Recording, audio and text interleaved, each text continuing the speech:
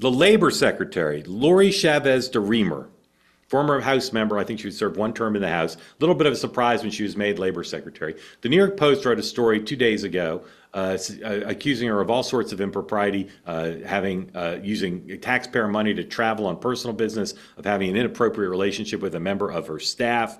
And I was wondering how much pickup that would get, because I didn't see it anywhere else after the story in the New York Post. And of course, why is the New York Post breaking a story? Investigative journalism almost never happens.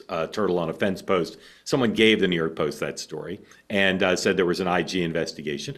Today, another news organization picked up the story. The New York Times. Here's the headline: Labor Secretary's aides placed on leave in misconduct investigation. The Labor Department is investigating a complaint alleging misconduct by Secretary Lori Chavez-Deremer. The two aides put on leave are her two top aides, not the employee she's alleged to have had an improper relationship with.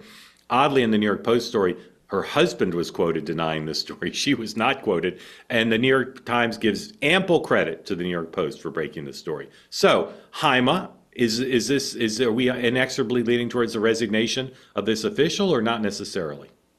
Well, all my liberal friends are waiting for the moment that at least one of these cabinet members Yeah. is expelled. So, no, I don't know. I've never been impressed with this pick, to be quite frank. And I've spent a little bit of time with her on some issues around tariffs and other things in the past. And I always thought that this is probably one of the weaker picks for President Trump. And so, I think if anyone has to go this year, it should be her, and it ought to be her. And I don't think he's going to lose much politically from letting her go, and I think he'll quickly, get somebody in their interim to keep the ball moving. I don't think she's even, really been impressive in the cabinet room, and she hasn't done much to ingratiate herself with the president. She hasn't done much to really give proof that she can, be beneficial to his economic agenda or his, political agenda. So I think Yep. she's probably out.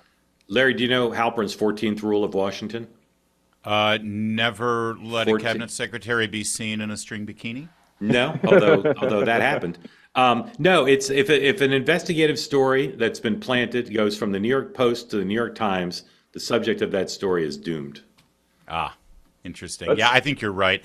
And something that Jaime and I can agree on. I've never been thrilled. Most of the conservative world was not thrilled with this choice. I think it may have been Sean O'Brien, Teamsters president, sort of. Yep.